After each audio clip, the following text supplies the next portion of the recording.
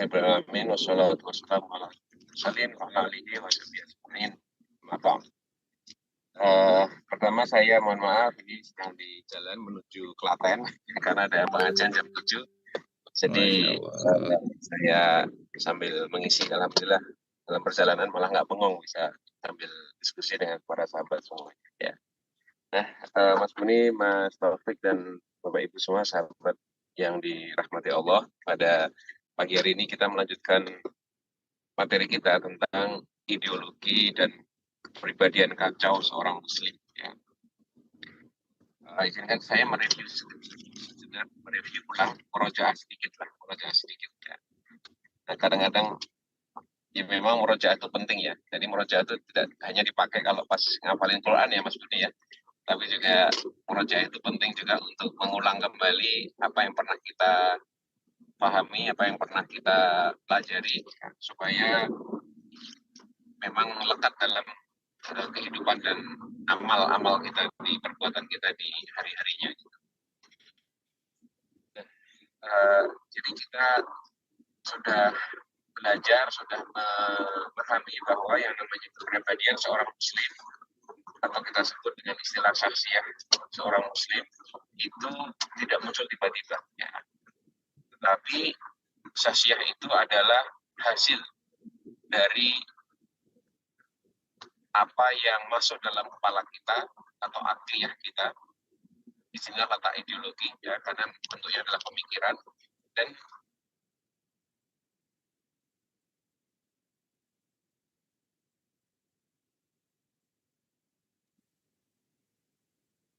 halo. Dengan nafsiyah atau sikap kita. Nafsiyah, kepribadian, pikiran kita, dan juga hasil dari pemikiran kita dan juga sikap kita. Ya. Sikap kita. Ya. Salah satu contohnya kemarin misalnya ketika kita terinstall dalam pemikiran kita itu, ini contoh yang paling gampang ya, terinstall dalam pemikiran kita itu Muslim laki-laki itu sangat-sangat dianjurkan agar sholat subuh di masjid, misalnya kayak gitu ya. Kita udah ngerti nih, kita udah punya maklumat itu, kita udah punya informasi tentang itu. Lelaki Muslim sholat subuh di masjid.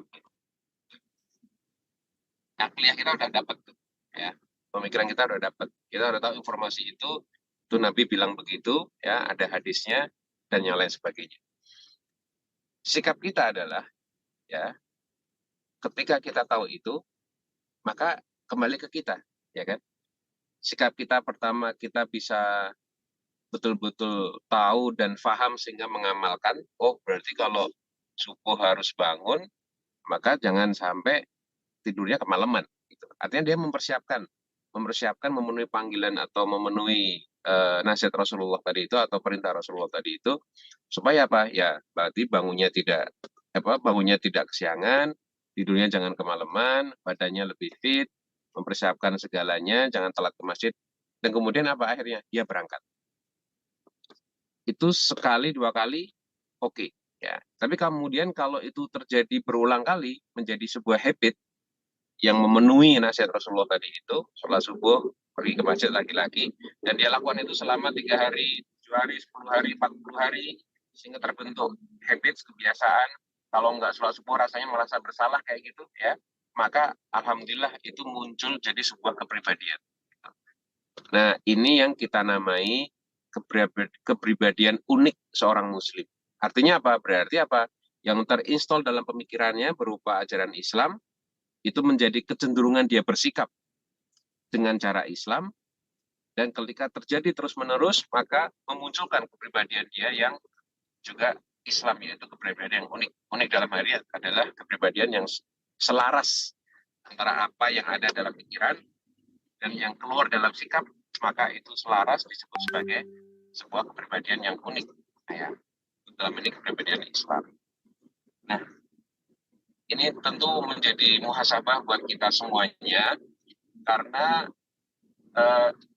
bisa jadi kita sendiri, ya, kita nggak usah menunjuk orang lain. Kalau untuk muhasabah enaknya untuk kita sendiri saja. Ya. Kita sendiri mungkin merenung, aku udah kayak gitu nggak ya gitu. Ya. Ada momen di mana kita ini bisa jadi pemikiran kita ini sudah banyak terinstall dengan pemikiran Islam. ya, terkait ibadah kepada Allah, terkait aturan-aturan kita berpakaian, makan, minum kita, juga mungkin terinstall pemikiran kita terkait dengan bagaimana menjalankan bisnis dengan cara Islam gitu. Kita udah ngerti semua tuh. Ya. Apalagi kalau open minded, ya, semua informasi itu bisa kita telan tuh, bisa kita pahami. Tapi ternyata apa?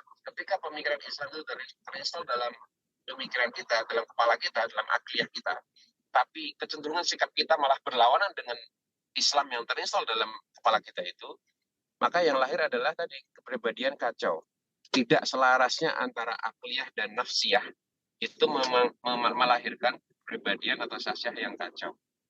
Misalnya nih, tadi contoh yang paling gampang soal sholat subuh. Dia udah ngerti, dia tahu itu hadis, dia mengimani Rasulullah bahwa sholat subuh laki-laki itu perginya ke masjid. Tapi kemudian yang terjadi adalah apa? Yang terjadi adalah dia merasa, wah berat, ada kesibukan, membuat dia lelah, membuat dia begadang, atau mungkin wah hujan, enaknya di rumah saja gitu. Sehingga kemudian apa yang terjadi adalah dia tahu yang benar, tapi yang dia lakukan adalah tidak sesuai yang dia ketahui bahwa itu yang benar. Inilah yang memunculkan ketidaksinkronan antara yang masuk kepala dengan apa yang muncul dalam perbuatan atau sikap, itu yang dinamakan dengan kepribadian yang kacau. Nah, sekarang kita bisa membahas banyak hal kalau udah seperti ini. Ya, kita sebagai seorang Muslim, ini kita sekali lagi khusus manusia kita Allah ya, khususnya pada diri saya sendiri, kita bisa menghisap diri kita. Apakah pemikiran Islam yang sudah terinstall dalam benak kita ya, dalam kepala kita ini sudah menjadi jalan hidup kita, bersikap kita, berbuat kita secara keseluruhan atau belum? Gitu. Kalau sudah, alhamdulillah, berarti artinya kita menjadi pribadi yang unik, ya, yang Islam sepenuhnya. Tapi kalau tidak, ya, kepalanya Islam, tapi kelakuannya kapitalis atau liberal misalnya, ya. Kalau dulu ada istilah naudzubillah min dzalik, itu dulu zaman masih kuliah nih ya. Karena di zaman orang kuliah itu kan sukanya diskusi yang Mas Buni ya, suka diskusi macam-macam gitu lah. Ngomongnya keren-keren lah gitu ya. Jadi pikirannya itu, kalau dulu ada istilah gini, dulu ada istilah pikirannya Marxis, perutnya liberal, bawah perutnya itu lebih liberal lagi. Jadi itu sebenarnya kepribadian yang kacau lah. Ya. Yang ingin saya katakan adalah kalau yang masuk kepala Islam, tapi sikap kita itu jauh dari ajaran Islam, maka ya berarti kita ini menjadi sebuah pribadi yang kacau. Maka dari itu bisa jadi kita banyak menemukan fase-fase dalam kehidupan kita masing-masing itu yang mungkin pernah seperti itu atau yang mungkin masih seperti itu ya. Bukan karena kita nyalain orang lain, itu nggak perlu ya, tapi bahwa bisa jadi mungkin kitanya yang belajarnya mungkin belum tepat, mungkin kita mendapat guru yang juga belum tepat gitu, atau kita berada di lingkungan yang salah gitu, sehingga walaupun kita udah ngaji tapi kalau katakanlah lingkungannya nggak mendukung, kita bisa terseret lagi ya. Atau kita udah tahu yang benar tapi dapat guru yang salah gitu, ya bisa jadi kita juga terseret gitu. Nah, kembali lagi, maka disinilah pentingnya bagaimana kalau seorang Muslim itu dituntut untuk punya akhlak yang baik, ya, karena akhlakul karimah ya, punya kepribadian yang unik tadi itu, maka yang paling penting adalah apa ideologinya.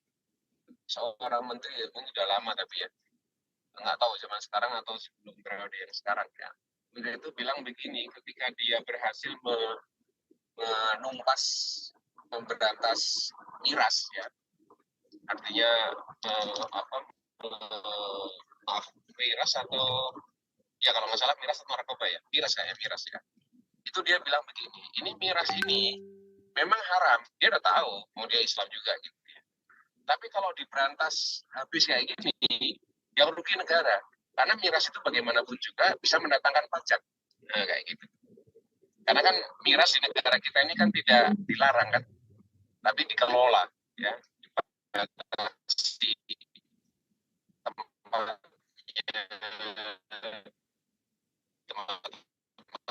tertentu tidak dilarang sama sekali. Padahal perintah Allah itu haram. Gak ada. Ini yang kemudian bisa menjadi sebuah contoh kecil saja bahwa maklumat yang masuk ke kepala pejabat itu sudah Islam, tapi ketika mengambil kebijakan itu kemudian yang dikejar adalah pajak atau kepentingan duit, kepentingan pajak atau cuan istilah sekarang. Ini namanya kepribadian yang kacau. Nah sekarang kita muhasabah kepada kita sendiri. Kalau kita mungkin sudah tahu Islam yang benar, maka bagaimana sebenarnya kita ini mengemban Islam itu dalam diri kita? Apakah sudah sepenuhnya sesuai dengan yang diinginkan Allah, atau masih banyak loopholes, banyak celah yang membuat kita ini sebenarnya belum 100% taat pada syariat Allah atau Islam itu. Maka yang harus kita benahi adalah ya tentu ideologi yang kita kenal sebagai ideologi Islam ini. Ya. Nah ini hal yang penting. Terima kasih ya, sama pengamat. Iya betul. Ini trauma ini kalau nggak pakai pengamat. Nanti Mas Eden. Nah tadi sekarang masuk ke yang materi intinya. Materi intinya adalah lalu bagaimana kita ini harus memahami ideologi. Nah kemarin kita berhenti di ideologi itu ada 3 di dunia ini ya. Ada Islam, ada sekularisme ini melahirkan kapitalisme, dan yang ketiga itu sosialisme atau komunisme. Ya. 3 ini beda ini ya. 3 ini mungkin ada irisannya, tapi sebenarnya sebagian besarnya itu atau hampir semuanya itu sebenarnya beda sama sekali. Nah, saya ingin di waktu yang masih cukup ya, masih setengah jam ini, saya ingin membahasnya tentang ideologi Islam ini. Ya. Karena kita tadi berangkat dari seorang Muslim, maka kita harus kenal dulu sebenarnya ideologi Islam kita ini apa. Nah kemarin kita juga sudah menyinggung apa itu ideologi. Ya. Karena ideologi ini adalah cara pandang kita tentang kehidupan. Ya. Maka Islam ini atau agama yang kita yakini, ya, agama yang benar ini, ya, itu memandang kehidupan alam semesta dan manusia sendiri asalnya dari Allah. Ya. Sehingga apa? Sehingga hidup kita ini semuanya terikat dengan aturannya Allah. Karena tidak mungkin Allah melahirkan kita, Allah memunculkan kita di dunia ini, kemudian melepas begitu saja.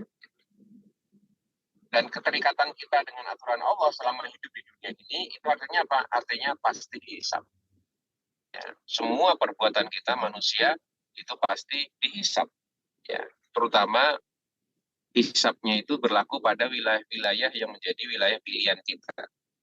Ya, misalnya kayak gini, saya udah janji ngisi gitu, kemudian ternyata hampir bersamaan dengan saya ngisi di tempat lain gitu.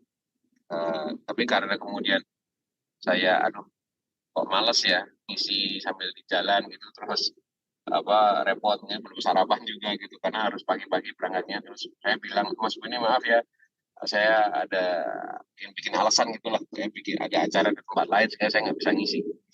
Itu pilihan saya tuh ya. Atau saya juga bisa tetap udah janji harus di tempat ini, kalau nggak dosa ya udah saya tetap mengupayakan selama masih ada caranya untuk memenuhi janji itu, ya udah ngisi tapi sambil di jalan. Nah itu wilayah-wilayah pilihan yang Allah itu akan menghisap pilihan kita ya. Dan itu betul-betul harus kita sadari sebagai seorang muslim, sehingga apa, perbuatan manusia, aktivitas manusia itu semua terikat dengan aturannya Allah. Nah, sehingga memunculkan sebuah konsekuensi tolak ukur perbuatan ya. Tolak ukur perbuatan seorang muslim itu hanya 2, halal atau haram. Karena tadi perbuatan seorang muslim itu semuanya terikat dengan hukumnya Allah ya, hukum syariat, maka ujungnya pada akhirnya tolak ukurnya adalah halal atau haram ya. Jadi semua perbuatan ya, atau kalau lebih detail sebenarnya semua perbuatan manusia itu terkaitnya itu selalu ada kaitannya dengan uh, ahkamul khamsah ya, hukum yang 5 itu, wajib, haram, sunnah, makruh atau mubah. Nah, pasti manusia itu 5 ini, perbuatan manusia itu pasti sangkutnya ke 5 ini, nggak ada yang enggak. Misalnya seperti sekarang gini, saya mau ngisi ke kajian naik mobil, itu hukumnya apa? Kira-kira hukumnya apa nih? Orang pergi ke suatu tempat naik mobil, atau naik motor, atau naik bus, atau jalan kaki. Mubah ya, boleh-boleh aja kan? Gitu. Atau di mobil tapi dia kemudian browsing sosial media, tapi akhirnya malah ngepoin tontonan yang maksiat misalnya. Ya itu pilihan juga. Tapi kalau itu yang terjadi, naudzubillah min dzalik, itu jadinya malah dosa atau haram. Ya. Jadi hampir semua aktivitas, bukan hampir semua aktivitas manusia, perbuatan itu terkait dengan hukum syara, terkait dengan 5 ahkamul khamsah, wajib, haram, sunnah, makruh, mubah. Ya. Nah, sehingga ini yang memandu kita untuk menjalankan segala hal yang terkait dengan perbuatan kita. Nah, terkait dengan perbuatan manusia ini, Bapak Ibu sahabat semuanya, itu sebenarnya Allah sudah memberikan wilayah-wilayah yang masing-masing itu sudah ada pagarnya, ya. Dan itu memang wilayah yang memang harus kita taati. Karena tadi kita ini terikat dengan hukum aturannya Allah, ya. Maka aturan Allah itu apa? Ada tiga wilayah. Ya. Ada 3 wilayah aturan Allah yang harus kita ketahui, harus kita pahami dan kita taati. Sama Recording in progress. Sama kayak Pak pengajian pagi gitu ya, kita taati gitu ya. Taklim ahad pagi harus kita taati. Wilayah yang pertama adalah apa? Wilayah hablum minallah. Ya. Aturan Allah yang terkait dengan urusan ibadah. Ini ada aturannya. Ibadah itu apa? Sholat, puasa, sedekah, zakat, haji, umroh, sholat duha, sholat tahajud, ya, tilawah, ngaji, tadarus, apalagi, ya. Semua hal yang sifatnya hablum minallah, hubungannya langsung sama Allah, itu ibadah, itu ada aturannya. Jadi misalnya sholat subuh, badannya seger, gitu kan? Badannya seger, hawanya enak gitu. Terus kemudian dia ngimamin sholat gitu. Yuk jamaah kita sholat subuh 6 rakaat ya, karena kita lagi seger-segernya nih, enak-enaknya nih. Itu kan nggak mungkin, ya kan? Nggak mungkin kan? Ya cuma 2 ya 2 aja. Mau dia kuat, mau dia hebat ya sholat subuh cuma 2 rakaat. Atau menunjukkan kehebatannya, kita puasa lagi ya sebulan penuh sampai Ramadan depan kita puasa terus, itu juga nggak boleh. Ya jatuhnya haram kalau kayak gitu. Karena nggak boleh puasa seperti itu selain di bulan Ramadan yang penuh, yang sebulan penuh. Sehingga apa? Sehingga aturan ibadah yang urusannya itu hablum minallah, langsung sama Allah, itu ada aturannya. Ya. Kalau dilanggar dosa. Ya. Hablum minallah ini kalau dilanggar dosa. Misalnya kembali lagi ke sholat. Kalau orang itu malas, lantas sholatnya menunda-nunda, akhirnya atau malah udah digabung aja, padahal dia mampu gitu. Itu jatuhnya dosa. Dan hablum minallah ini kalau kita melanggar, maka kita minta ampunnya itu langsung sama Allah. Menebusnya itu langsung dengan taubat kepada Allah Subhanahu wa taala. Karena apa? Itu ranahnya ranah yang pertama, ranah hablum minallah. Jadi kalau puasa sengaja membatalkan tanpa uzur, maka dia harus membayar mengganti puasa itu, ya. Bahkan kalau dalam fikihnya itu kalau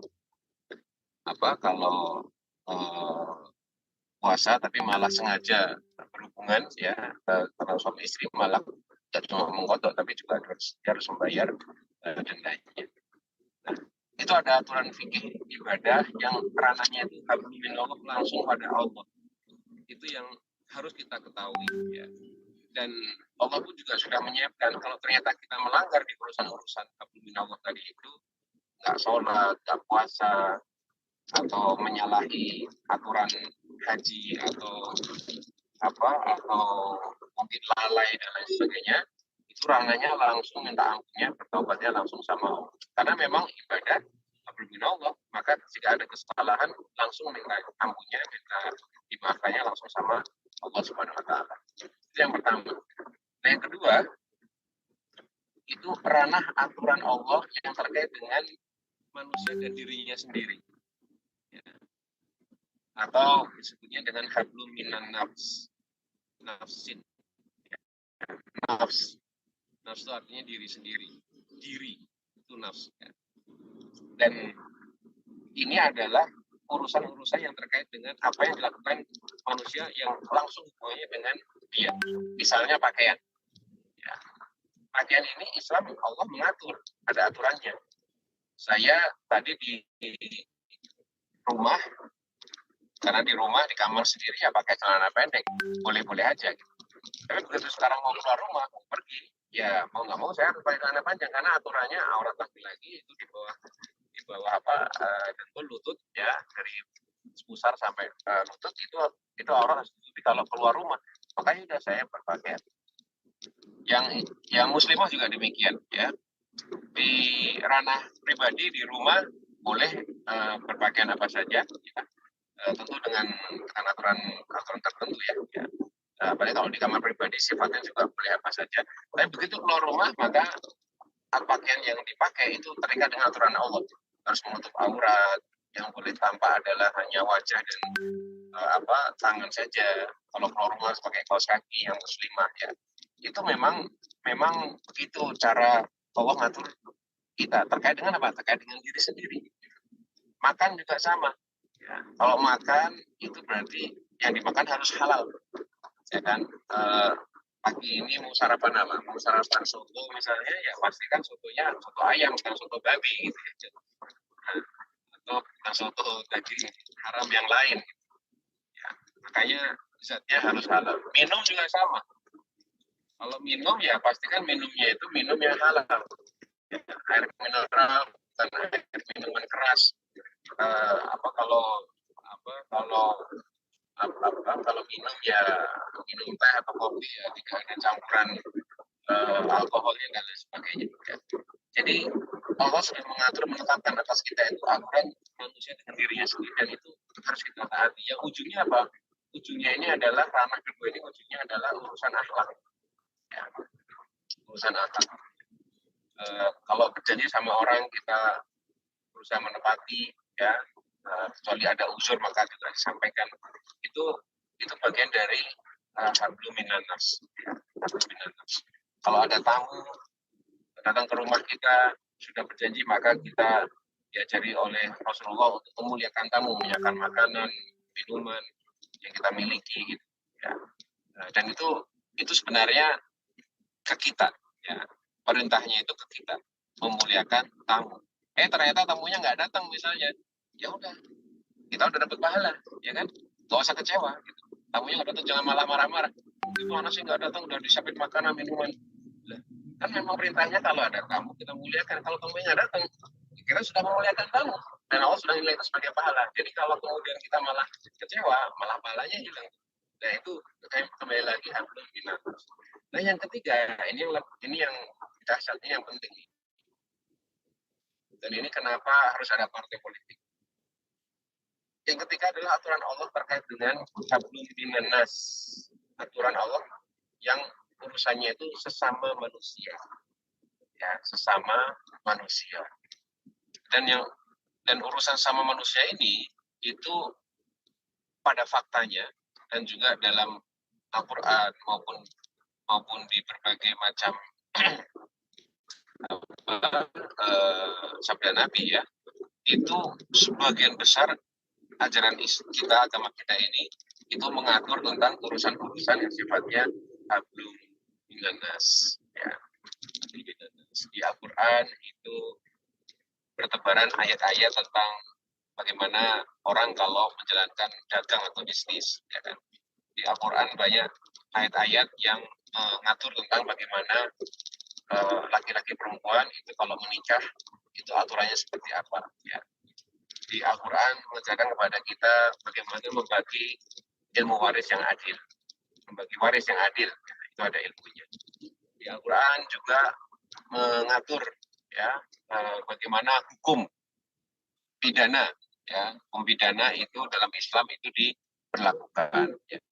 Itu urusan-urusan hablum minan-nas. Di Al-Quran juga menyebut perintah-perintah tentang perdamaian dan juga perang, ya kita itu juga terkait dengan hablum minan-nas.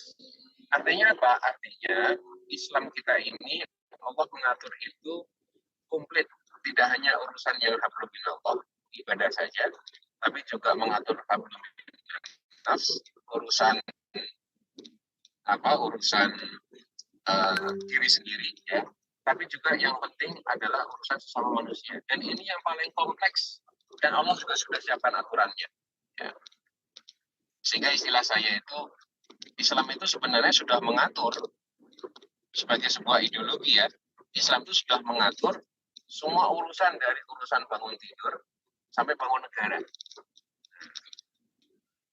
Hablum minan-nas ini urusan membangun negara. Saya kasih contoh misalnya. Nabi Shallallahu Alaihi Wasallam itu pernah bersabda, ya. Saya ambil contoh, kemarin saya sampaikan di Idul Fitri ya di Jogja itu. Nabi itu pernah mengatakan begini, al muslimuna syuraka'u fi thalathi. Manusia itu atau orang Islam atau an-nasu ya manusia itu berserikat atas 3 hal.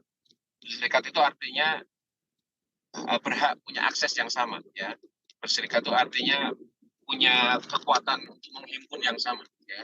Itu atas 3 hal ya.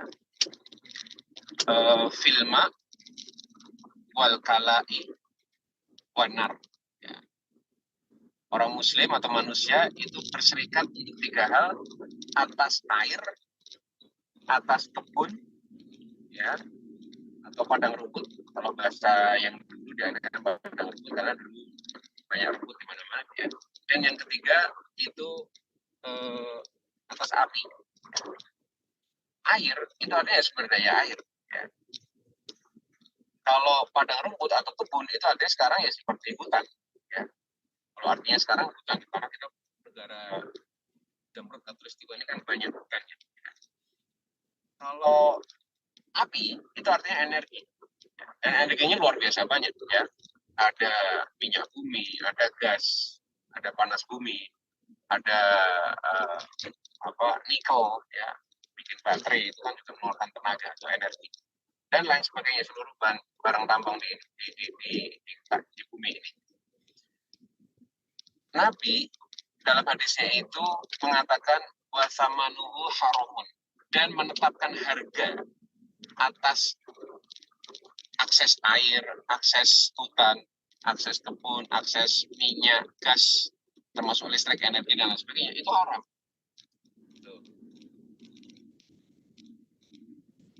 Ya, jadi Nabi itu sudah mengajarkan kepada kita, ternyata kita ini juga ada yang namanya sistem ekonomi. Gitu. Tadi kan kalau bicara hak akses terhadap sumber daya itu berarti artinya kita bicara ekonomi kan. Dan Islam pun menyediakan yang namanya sistem ekonomi yang seperti diajarkan oleh Rasulullah SAW. Ya. Dan ini hal yang sangat jelas sudah terbukti ya, bukan teori. Karena apa? Karena dulu Nabi Muhammad SAW itu ketika hijrah ke Madinah, kalau sebelum hijrah di Mekah selama 13 tahun itu kan memang Nabi terus-menerus berdakwah, ya kan? Terus-menerus berdakwah. Belum punya kekuasaan. Tapi sejak Nabi berdoa, itu kan, Rabbi adkhilni mudkhala sidqin wa akhrijni mukhraja sidqin waj'alni min ladunka sultanan nasira, ya, dan jadikanlah kepadaku ya Allah kekuasaan yang menolong. Maka 2 tahun setelah itu Allah memberi kekuasaan yang menolong itu, sultanan nasira, berupa daulah Islamiyah di Madinah. Kekuasaan Nabi dibaiat oleh berbagai macam bani di Yathrib ya, di Madinah, terutama Aus dan Khazraj itu untuk apa? Berbaiat untuk mengakui, menyerahkan kedaulatan mereka kepada Nabi untuk memimpin sebagai kepala negara. Sehingga apa? Sehingga selama Nabi 10 tahun di Madinah itu Nabi sekaligus sebagai kepala pemerintah mengatur negara. Sehingga wajar kalau kemudian Nabi tadi mengatakan seperti itu. Ya, sehingga Islam itu memang dalam prakteknya sudah pernah dibuktikan oleh Nabi dan para khalifah setelahnya itu memang kita ini memiliki sistem yang komplit terkait dengan hablum minanas. Tadi contohnya soal ekonomi. Nah, jadi kalau sekarang kita melihat sekarang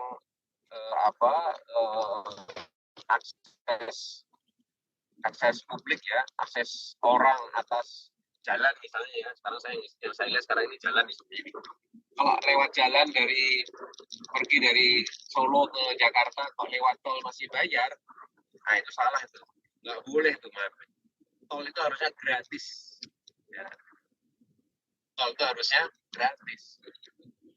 Dan ini perjuangan yang diajarkan oleh Nabi. Karena kalau yang terjadi seperti sekarang, tol bayar, yang lewat tol siapa? Siapa yang kuat bayar tol dari Solo ke Jakarta 500.000 sekali pergi, ya. Pulang balik 1 juta. Ya akhirnya mobil-mobil atau akhirnya orang-orang yang mampu saja. Jadi kalau infrastruktur itu katanya adalah untuk rakyat, apakah betul demikian? Ternyata enggak kan? Ternyata menyingkirkan sebagian orang, bahkan sebagian besar orang, ya, sehingga kemudian menikmati hanya sebagian kecil orang yang memang punya duit, punya cuan saja. Dan itu tidak Islam. Nah, maka dari itu, Bapak Ibu semuanya, ini menjadi sebuah pengingat buat kita. Ternyata apa? Ternyata dari ranah pribadi, dari ranah keluarga, bahkan dari ranah negara, Allah sudah memberikan ketetapan atas kita, sudah punya aturan. Nah, kita jalaninnya aja. Nah, yang menarik di sini, kalau kita tadi disuruh sholat puasa, bisa nggak kita lakukan sendiri? Bisa, ya kan? Apa ya udah kalau sholat ya sholat aja, puasa ya puasa aja. Kalau kita disuruh berpakaian menutup aurat, disuruh makan makanan yang halal, bisa nggak dilakukan sendiri? Bisa. Tapi kalau tol itu harus gratis, kalau BBM itu harus gratis, atau gas itu nggak usah bayar, gitu. Bisa nggak kita lakukan sendiri? Nggak bisa. Itu hanya bisa dilakukan oleh negara. Perintah Allah tentang jihad misalnya, bisa nggak kita lakukan sendiri? Nggak bisa. Perintah Allah tentang kisos misalnya, bisa nggak kita lakukan sendiri? Nggak bisa.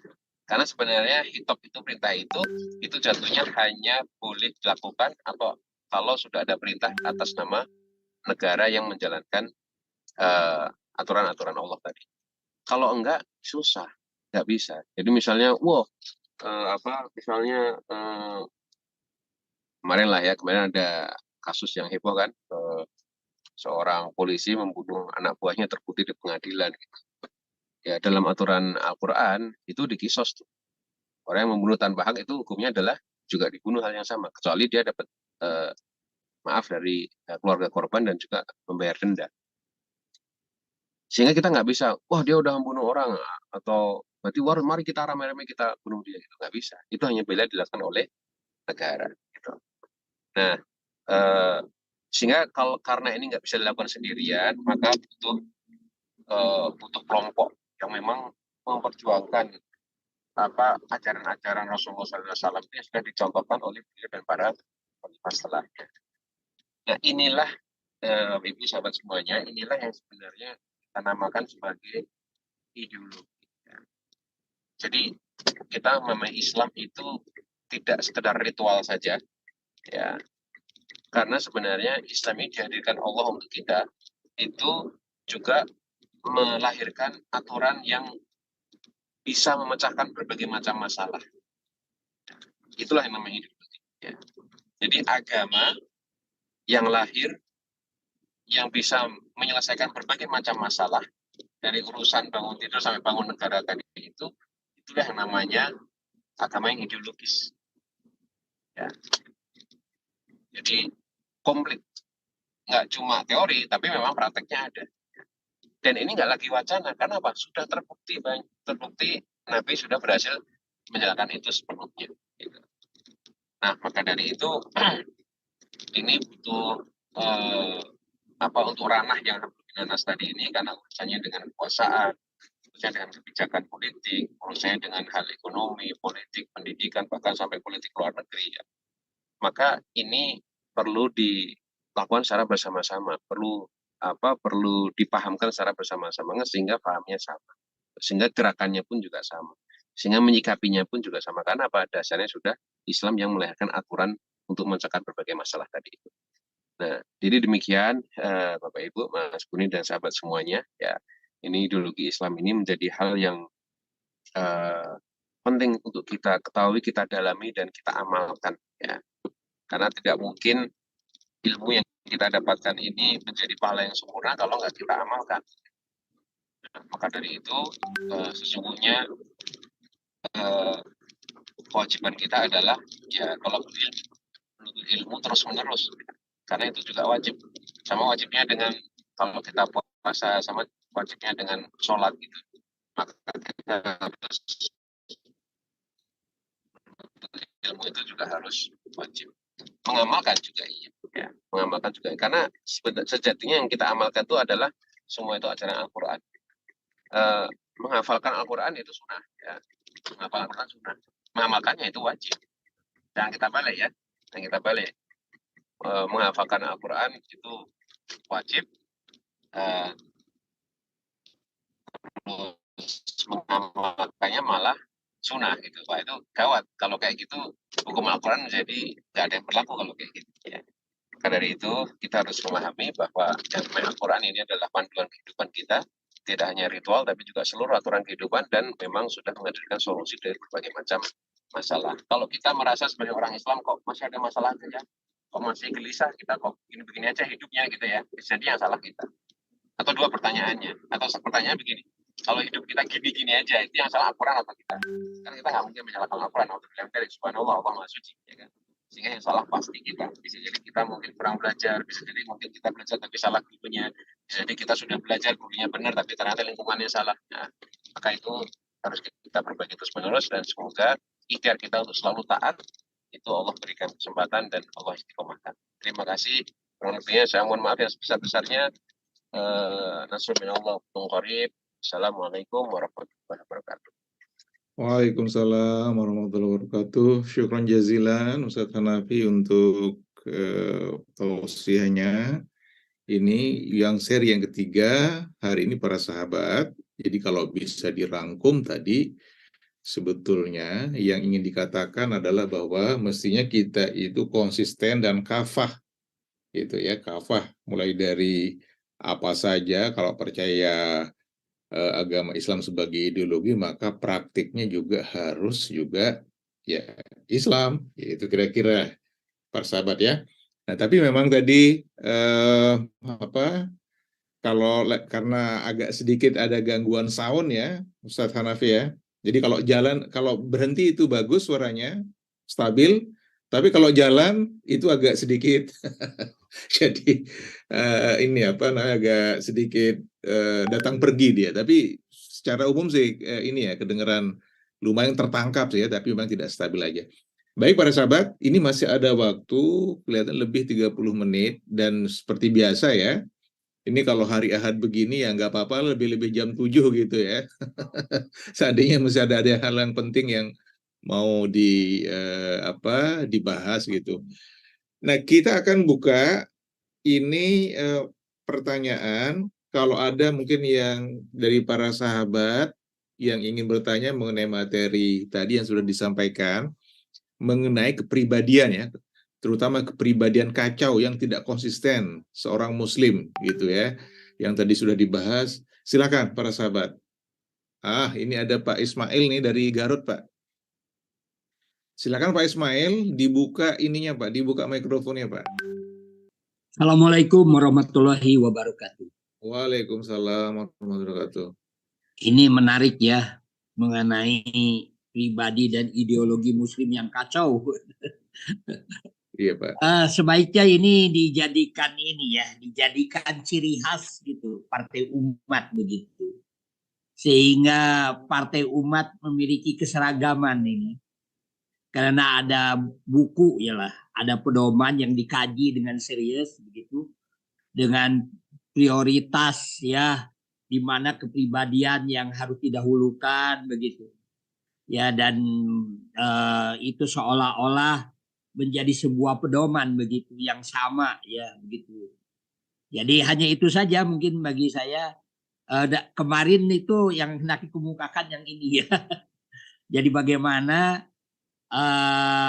kepribadian dan ideologi Muslim yang kacau ini begitu menjadi dibukukan begitu menjadi sebuah pedoman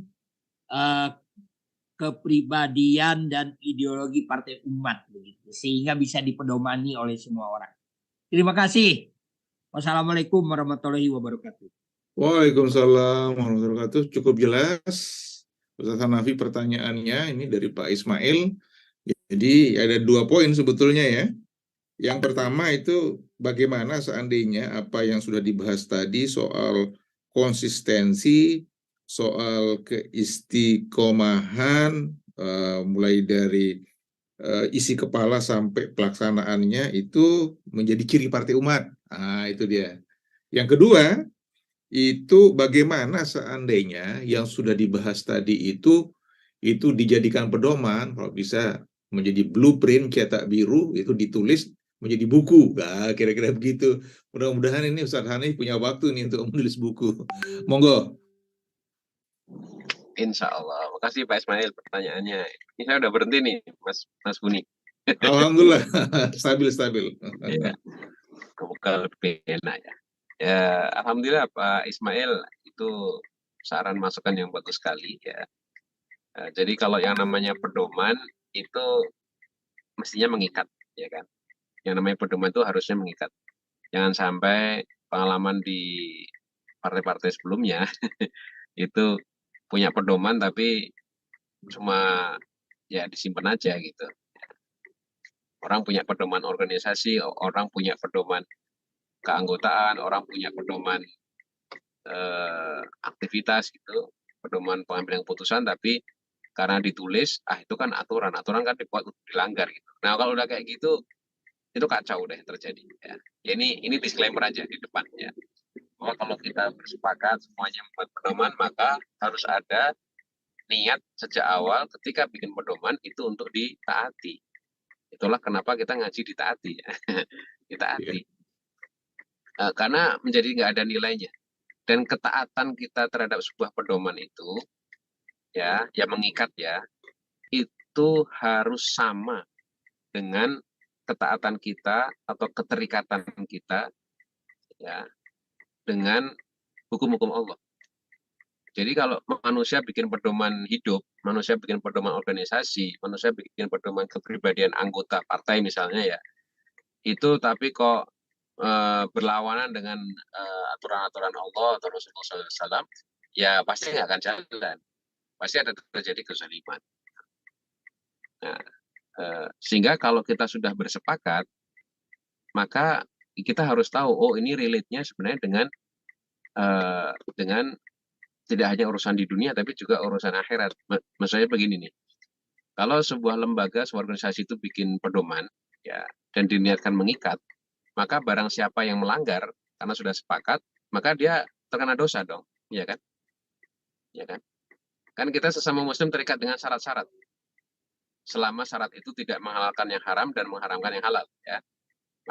Maka kita semua terikat dengan syarat-syarat termasuk dalam pedoman itu. Harusnya kesadaran itu yang muncul, gitu. Ya. Banyak aturan yang lahir di organisasi manapun ya, yang pernah kita alami mungkin, atau mungkin konteksnya negara itu ya tidak ada ikatannya, tidak ada fungsi, tidak ada ketaatannya. Nah kalau gitu jadinya orang kacau jadinya ya. Kacaunya tadi dia tahu bahwa aturan itu harusnya dibuat untuk mengikat, tapi yang dilakukan kecenderungannya, sikapnya, tindakan perbuatan orang-orang di dalamnya itu mengingkari. Nah yang terjadi adalah pasti kacauan. Gitu. Maka dari itu, inilah gunanya kita mengingatkan diri kita ini sadar betul bahwa seluruh perbuatan kita ini sebenarnya terlepas dari pedoman-pedoman yang kita buat di organisasi, itu juga sejatinya sudah punya konsekuensi pahala dosa di mata Allah. Nah, dan kalau itu sekarang belum terjadi, ya berarti memang tugas kita masih banyak untuk mendakwahkan akidah Islamnya semacam itu. Nah, kembali ke usulnya Pak Ismail tadi, ya moga-moga bisa ditindaklanjuti. Ya. Makasih Mas Buni. Baik para sahabat, insya Allah mudah-mudahan usul Pak Ismail bagus sekali. Mudah-mudahan nanti kita bisa laksanakan semua hal ya. Jadi pengajian ini nanti bisa diturunkan jadi buku, lalu bisa menjadi platform partai begitu ya. Meskipun platform partai tentu saja lebih luas ya, nggak cuma soal sebetulnya dulu sempat kita ini di DPP sempat oleh Pak Amin dulu itu sempat kita ditugaskan untuk membuat itu ya. Insya Allah lah nanti ini bisa akan ini mengkristal kemudian menjadi ini partai kita untuk bantu kita. Baik para sahabat, siapa lagi yang mau bertanya silahkan. Ini masih ada waktu ya kan. Yang ini dari Garut juga ini. Coba mana nih Pak? Ya. Silakan Pak. Assalamualaikum warahmatullahi wabarakatuh. Waalaikumsalam. Silakan Pak Hanif. Alhamdulillah, mohon maaf saya baru sampai dari tabligh ya, jadi pagi hari masih kurang tidur ya. Masya Allah. Silakan Pak Hanif. Dari bahasan tadi, walaupun saya mengikuti agak ke bagian akhirnya, yang menarik saya itu ini berhubungan sekali dengan dalam kitab Riyadhus Shalihin ya. Jilid 2, bab mujahadah. Saya kira kepribadian ini Ustadz Nawawi ya, Syekh Nawawi ya Pak? Ya, Syekh Nawawi itu ya. Syarah Al-Utsaimin ya, yang sering kita kaji di Garut ya. Di bab mujahadah itu saya kira lebih melengkapi ya kalau referensinya itu dimasukkan gitu. Itu aja barangkali saran dari kami. Assalamualaikum warahmatullahi wabarakatuh. Waalaikumsalam warahmatullahi wabarakatuh. Syukron Pak Hanif, ini masukan yang bagus sekali ke Ustadz Nafi bahwa kalau bisa ya Riyadhus Shalihin itu kumpulan hadis-hadis ya Pak ya, yang ditulis oleh Syekh Nawawi, Imam Nawawi dari Damsyik, dari Syria, itu dijadikan dijadikan referensi gitu. Nah, itu usulnya. Iya, siap. Silakan Ustaz Hanafi. Ya, bagus sekali Ustaz Hanif. Masukannya bisa juga nanti ini Mas Buni, saya malah jadi punya ide nanti di setiap taat ini mungkin ada setiap sebulan sekali di edisi taat itu kajiannya Riyadhus Shalihin, karena bagus sekali jadi kita punya pegangan kitab ya. Iya. Karena itu diakses juga sudah mudah kan.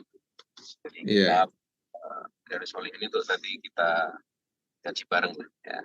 Jadi siapa yang bisa menjadi musyrif kita atau Ustadz untuk membimbing kajian itu, kira bagus. Atau Mas Buni bisa, atau malah Ustadz Hanif kalau bisa, Masya Allah. Wah, itu bagus sekali. Jadi, memang punya kader, memang kader yang memang menguasai kitab-kitab itu.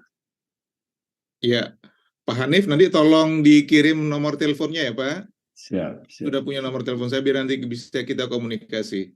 Iya. Bapak udah punya nomor telepon saya, kirimi saya WA. Siap. Iya Pak. Nah ini kebetulan saya dulu waktu di dalam penjara Gunung Sindur, Pak Hanif, itu tiap pagi ngaji Riyadhus Shalihin, kita baca. Jadi saya cukup kenal itu kitab gitu. Saya minta dibelikan dari luar. Lalu ada gitu ya. Ada yang memang ini karena nggak saya bawa kitabnya dulu di dalam penjara karena kan diminta. Pak Buni diminta ya ini kita minta ini nggak usah dibawa pulang ya saya tinggalin. Nah sekarang saya nggak punya Pak, saya belum beli lagi. Jadi nantilah ini saya dari kemarin mau beli itu nggak jadi gitu ya. Insya Allah Pak nanti kita coba kita ngaji kembali itu yang ada yang satu kitab itu lalu kemudian lalu ada syarahnya gitu loh Pak di segala macam. Itu baik para sahabat ini alhamdulillah jadi kepada para sahabat juga, ini yang terbiasa itu juga sudah terbiasa membaca kitab, itu biar kita dikasih masukan juga gitu ya Ustaz Hanafi ya. Jadi insya Allah ini biar menjadi kaya ini, biar menjadi kaya pengajian kita gitu, siapapun gitu. Nah ini gunanya sebenarnya pengajian kita untuk membentuk komunitas partai umat gitu ya. Insya Allah ini partai Islam betul yang akan membawa mengusulkan agar ini nilai-nilai Islam itu bisa menjadi nilai dasar untuk mengelola negara. Nah, mungkin hal-hal seperti begini nih Pak Hanif, Pak, yang membuat misalnya orang seperti Kiai Khalil Ridwan itu yang terbiasa memberikan ceramah mengenai politik Islam, itu dia sangat tertarik ke Partai Umat karena menurut beliau Partai Umat ini adalah partai yang ideologis. Nih, Partai Umat yang lain dia nggak percaya. Dia hanya percaya kepada Partai Umat sekarang. Nah, memang betul insya Allah ya. Kita ini sudah di jalan yang benar, di jalan yang lurus ini. Kalau soal-soal seperti begini insya Allah gitu. Baik, para sahabat, ini masih ada waktu 5 menit lagi lah. Ini insya Allah Ustadz Hanafi mau sampai ke tempat kelihatannya ini. Ya, nah, sambil menunggu para sahabat yang lain yang belum ini ya, bertanya, mungkin saya lanjutkan tadi ya, ini pertanyaan saya tadi itu Ustaz Hanafi. Nah, jadi kira-kira gitu, apa kira-kira tips dari kita ini para kadar Partai Umat Ustaz Hanafi agar kita bisa ini pelan-pelan bisa menjalankan ini, terutama untuk DPP sebetulnya ini ya. Ini DPP insya Allah ini kita sedang belajar untuk membangun DPP, juga ke DPW, juga DPD gitu ya. Apa tips yang bisa kita mungkin dapat gitu ya agar bisa menjalankan tadi. Biar kita menjadi istiqomah lah, konsisten menjalankan itu. Tuh, Ustaz Hanafi. Tafadhol. Siap-siap. Sebenarnya ini kalau Mas Budi nyebut DPP malah bagus banget ini. Karena berarti DPP, halo. Oh, berarti DPP justru akhirnya punya tugas untuk bagaimana semua pengurusnya ya itu ngaji taat ini. Karena begini ya, Mas Budi. Ini apa masalah buat kita lah. Dalam sebuah organisasi, apalagi organisasi politik ya, partai politik itu yang umumnya terjadi ya, itu kan nggak sinkron antara maunya pimpinan dengan mungkin maunya pengurus yang lain, atau maunya pengurus dengan maunya kader gitu. Itu sering yang kita temui itu kan saling bertolak belakang, saling sengkarut gitu ya, dan bahkan bisa jadi dasarnya kepentingan itu lantas saling bertolak belakang, bermusuhan bahkan dalam satu rumah sendiri, dan akhirnya kemudian bercerai-berai. Nah, bisa jadi itu salah satu hikmah muhasabahnya adalah kita perlu pengikat yang sama. Dan pengikat yang sama itu sebenarnya sudah Allah sediakan lewat aturan-aturan Islam. Ya. Jadi makanya kenapa sebenarnya ada wadah untuk kita bisa ngaji bersama di taat ini, salah satunya itu supaya apa? Supaya frame berpikir, bersikap dan bertindaknya itu sama. Samanya pun juga karena dasar apa? Karena dasar Islam. Islamnya yang tadi sudah menemukan akidah Islamiyah sebagai ideologi dan tidak memakai ideologi yang lain. Jadi kalau ada perbedaan pendapat atau ada sebuah keputusan di majelis yang disepakati, lantas semua ada perubahan, ya harus disepakati di majelis yang sama itu lagi dengan orang yang sama juga, sehingga kemana tidak ada majelis luar majelis, misalnya kayak gitu contoh. Ya. Nah, itu karena apa? Bisa jadi yang seperti itu muncul karena dasar kita memahami tauhid atau akidah itu mungkin belum sama. Ya. Maka dari itu sebenarnya ngaji yang dimulai dari akidah Islamiyah itu menjadi penting. Ya. Karena memang kita belajar agama itu kan tentu harus dari akidahnya dulu. Tapi setelah kita belajar akidah, ya, menemukan yang benar dengan cara yang benar juga, kita juga nggak boleh berhenti di situ. Ya, karena ya bisa jadi mungkin ada sebagian dari kita ini udah yang penting itu akidah aja udah, terus nggak kenal syariat, kan nggak boleh juga kayak gitu. Ya. Jadi kalau kita sudah menemukan akidah kita udah kokoh, ya udah nggak terbantahkan lagi, sudah memuaskan akal kita, maka ketika diberi hitop perintah dan larangan dalam urusan syariat, dalam politik, dalam ekonomi, dalam bermuamalah yang lain, itu ya kita samina wa ata'na, gitu. Termasuk dalam berorganisasi. Ya. Karena organisasi ini adalah bagian dari urusan muamalah, ya. Berurusan dengan orang lain, ketika membuat aturan, ketika membuat keputusan, ketika ada dampak, ada konsekuensi hukum dan lain sebagainya, maka mestinya punya dasar yang sama. Oh, semua itu ada hisapnya loh. Oh, semua itu ada halal haramnya loh. Oh, semua itu ada prioritasnya loh. Mau nggak mau harus belajar fikih aulawiyat misalnya. Bagaimana kalau wajib sama sunnah? Oh, wajib. Bagaimana kalau wajib sama wajib? Ya, bagaimana kalau manfaat mandorot? Bagaimana kalau sama-sama manfaat? Nah, itu kan kalau dasarnya manusia sendiri, nah, nanti nafsu jadinya, gitu kan?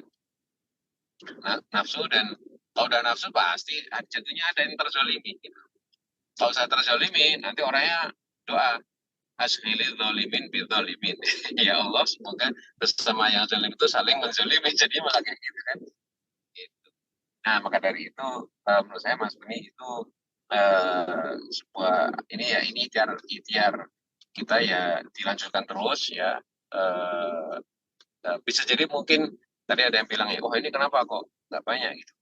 Kadang terus 200, 100 gitu ya. Mungkin sekarang di 100, lain kali nanti mungkin ada lagi gitu. Ya itu berarti kita memang harus betul menguatkan diri bahwa apapun yang kita lakukan itu dasarnya harus karena Allah, karena Islam, dan memang Islam sudah punya aturannya kok, gitu loh. Kita berhusnuzon saja, kita lebih berhusnuzon. Oh, bisa jadi mungkin yang tadinya ngaji sekarang enggak, mungkin karena ada kesibukan atau ada udzur syar'i ya.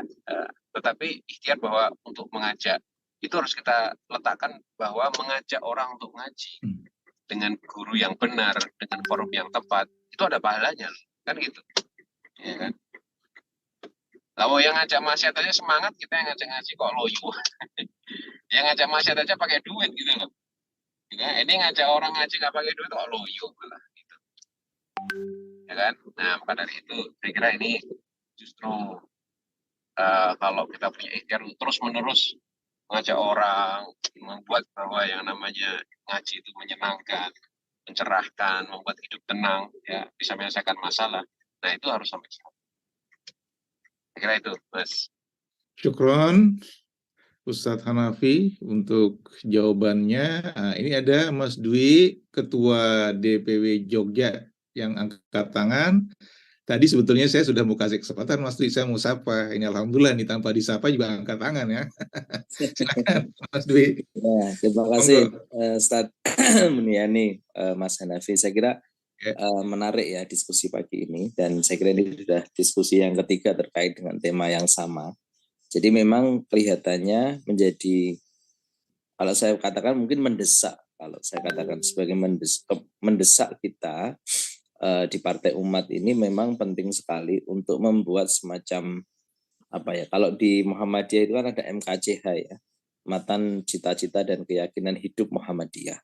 Di situ dijelaskan tentang bagaimana Islam dalam konteks Muhammadiyah itu seperti apa, kemudian perilaku seorang kader Muhammadiyah dan lain-lain. Nah, pokoknya itu di MKCH itu ibaratnya kayak inilah ya, buku saku yang penting gitu untuk kaderisasi maupun juga untuk pengurus dan sebagainya. Saya kira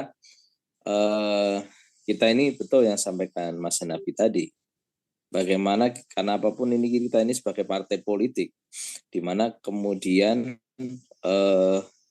ya politik ini kan tentu ada kondisi-kondisi tertentu kita berkontestasi di dalam sebuah proses politik, termasuk besok 2024 itu kan kontestasi. Nah kalau kontestasi itu tentu kita berkontestasi dengan eksternal, tapi juga di internal pun kalau tidak diatur sedemikian rupa dengan baik, bukan hanya diatur sebenarnya, kalau saya melihat lebih pada punya sikap yang sama. Itu kan kadang-kadang membuat kita juga sesuatu yang membatasi. Tapi sebenarnya kalau kemudian kita punya cita-cita yang sama, punya sikap hidup yang sama, jadi sebenarnya aturan itu menjadi tidak ya kemudian menjadi mudah saja gitu. Nah, kelihatannya dengan era sekarang, apalagi kondisi seperti saat ini, penting sekali menurut kami bagaimana kita mungkin ada semacam ya apalah namanya ya, kalau di Muhammadiyah MKCH ya, kalau nanti di Partai Umat apa gitu ya, yang itu menjadi buku saku gitu, buku saku pokok yang harus dibaca dan dipahami oleh setiap kader yang di semua jenjang tentu ya, tidak hanya di anggota tapi semua jenjang, semua harus memegang itu, baik itu pengurus, baik itu anggota, pengurus juga dari tingkat ranting, pakai simpatisan, bahkan sampai di tingkat pusat, semuanya memegang dari itu. Jadi kalau kemudian ada perdebatan, kembalikan saja kepada hal-hal yang tadi, yang substansial yang ada di panduan-panduan kita. Jadi sebenarnya menjadi mudah gitu ketika ada perbedaan pendapat. Ya, saya kira itu hal yang wajar. Sebuah organisasi apapun mesti ada pandangan-pandangan berbeda. Tapi kemudian kita kembalikan kepada tadi yang sudah kita sepakati ya sebagai ya tentu yang paling tinggi kalau kita bicara ya Al-Quran dan Hadis. Tapi kan jabaran ini kan kadang memang hanya sangat penting gitu. Karena di musyawarah itu bagaimana kita disebut musyawarah yang baik gitu. Apakah musyawarah ditentukan ketua sekretaris bendahara itu baik gitu misalkan, atau bagaimana musyawarah yang baik itu adalah musyawarah yang kemudian mewakili semua unsur misalkan dan lain-lain. Itu kan hal pokok, tapi ya memang terkadang itu memang harus kita buat gitu, biarpun kadang-kadang terasa konyol, kayak gini aja diatur gitu ya, tapi ya itu penting sekali tadi yang sampaikan Mas Hanafi, bagaimana perilaku seorang muslim itu kan ya memang ya semuanya harus diatur gitu. Karena memang kita hidup di dunia ini kalau nggak diatur ya jelas offset itu apapun lah gitu. Maka ada Al-Quran dan Al-Hadis ini kan untuk mengatur kita. Dan dalam berorganisasi pun juga begitu. Harus ada aturan. Biarpun kita ada anggaran dasar, tapi kan anggaran dasar kadang-kadang memang belum operasional kan. Ada hal tertentu yang masih normatif gitu. Nah dengan operasional ini mungkin semakin menjadi mudah. Dan hari ini saya kira menjadi penting karena ini kita ini meletakkan pondasi penting ya di dalam organisasi. Kita menjadi organisasi yang baru betul-betul, dan di mana kita juga harus melewati ujian-ujian kritis ya, termasuk 2024 ini. Ujian kritisnya saya kira bukan hanya ujian kontestasi eksternal, kita juga harus bisa menyelesaikan dalam kontestasi internal yang sifatnya mungkin bisa jadi ada ya, contoh nih paling sederhana tentang penomoran itu, kalau kita tidak punya punya kebesaran hati yang sama, punya cita-cita yang sama, bisa jadi kemudian itu jadi kontraproduktif gitu loh. Tapi itu kan realitas ya, realitas yang kita harus hadapi. Ya, saya kira itu sebagai organisasi harus memang ya harus melewati itu. Baik, nah, saya kira saya setuju ini kalau kemudian bisa direalisasikan gitu ya, semacam buku panduan, dan saya kira kita bisa menggunakan banyak cara ya, kalau kemudian karena diskusi kita ini kan bisa menggunakan Zoom, menggunakan macam-macam kan banyak ya. Insya Allah itu panduan-panduan tentang itu, contoh-contoh itu saya kira udah banyak, tinggal kita kemudian mengambil dan sesuai dengan apa yang menjadi cita-cita kita sebagai partai umat tentu. Terima kasih Pak Tunun, Ustadz Budiani, Mas Hanafi. Assalamualaikum warahmatullahi wabarakatuh. Mas Wi, untuk masukannya luar biasa. Saya kira sudah lengkap sekali, sudah dijelaskan. Insya Allah itu sudah yang dikatakan oleh Mas Dwi tadi. Memang itulah yang kita inginkan ya. Insya Allah, mudah-mudahan. Silakan Mas Hanafi, ada tanggapan. Ya, terima kasih Mas Dwi, itu mengingatkan saya tepat banget sini, dan disampaikan Mas Dwi ini tepat banget bahwa sebenarnya memang membayangkan sebuah masyarakat atau anggota-anggota yang berhimpun dalam sebuah perserikatan ya, atau himpunan atau organisasi, itu bisa kok, bisa. Jadi manusia walaupun beda-beda backgroundnya, ada laki perempuan, itu sangat-sangat bisa pemikirannya, tindakannya, dan perasaannya diikat dengan perasaan, tindakan, dan pemikiran yang sama, itu bisa. Itu bukan utopia, bukan. Karena apa? Itu pernah terjadi. Dan terjadi, dicontohkan oleh Rasulullah SAW. Nah, kalau kita ini mengaku umatnya Nabi Muhammad, ya kita harus mengupayakan bagaimana caranya, sekalipun ada Abu Dzar Al-Ghifari, ya, ada Salman Al-Farisi, tapi juga ada orang yang asli Mekah, Abu Bakar Siddiq, Umar bin Khattab. Itu sebenarnya walaupun ada yang dari Persia, ada yang dari dulu kampung pencuri, ada yang memang orang Mekah, tapi mereka apa? Akhirnya apa? Berhimpun dengan apa? Dengan pemikiran, tindakan, dan perasaan yang sama. Itu bukan sebenarnya yang kita inginkan, ya kan? Itu yang kita inginkan. Dan Rasulullah sudah mengajari pada kita, bisa kalau diikat dengan akidah Islamiyah yang tepat.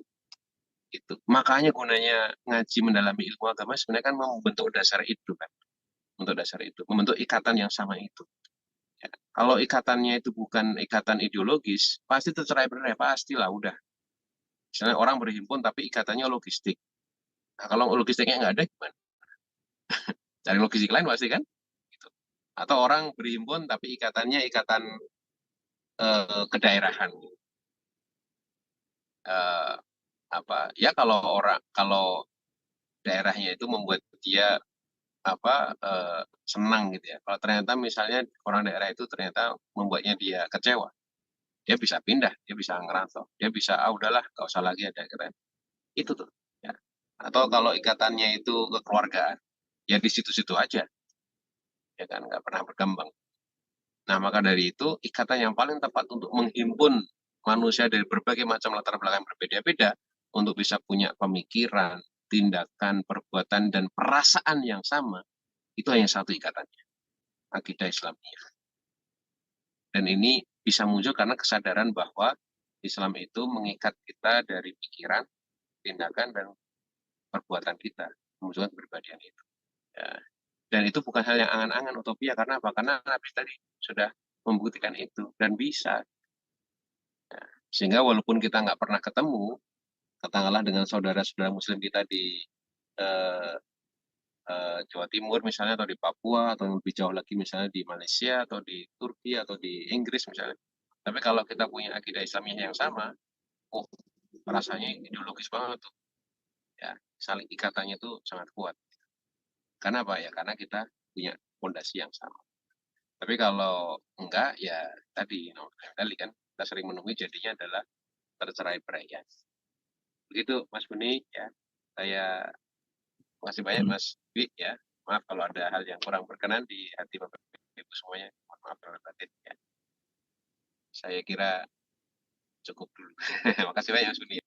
Baik, syukron jazilan Ustadz Hanafi untuk presentasinya hari ini. Insya Allah ini kita lanjutkan pekan depan para sahabat, karena sudah jam 7 juga, jam 7 kurang 4 menit ini di jam saya, kurang 3 menit sebetulnya ya. Kita akan tutup ini dengan doa. Mungkin para sahabat ada yang mau baca doa. Pak Hanif mau baca doa Pak?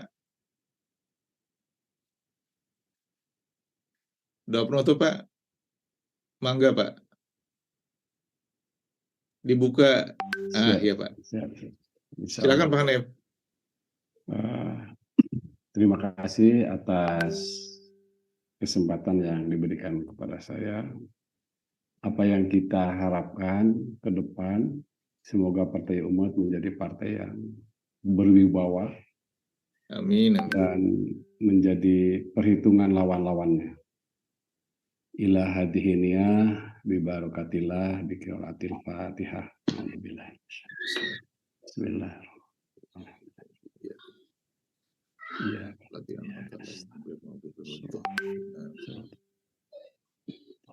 Amin. Irhamna ya arhamar rahimin. Irhamna ya arhamar rahimin.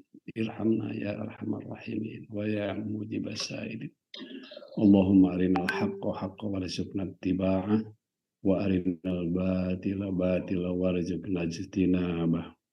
Rabbana la tuzigh qulubana ba'da idh hadaitana wa hab lana min ladunka rahmatan innaka antal wahhab. Rabbana hab lana min azwajina wa dhurriyyatina qurrata a'yunin waj'alna lil muttaqina imama. Rabbi ij'alna muqimas shalah wa min dhurriyyatina rabbana wa taqabbal du'a. Rabbana atina fid dunya hasanah wa fil akhirati hasanah wa qina adzabannar. Subhana rabbika rabbil izzati amma yasifun wa salamun alal mursalin. Amin. Walhamdulillahi rabbil alamin. Assalamualaikum warahmatullahi wabarakatuh.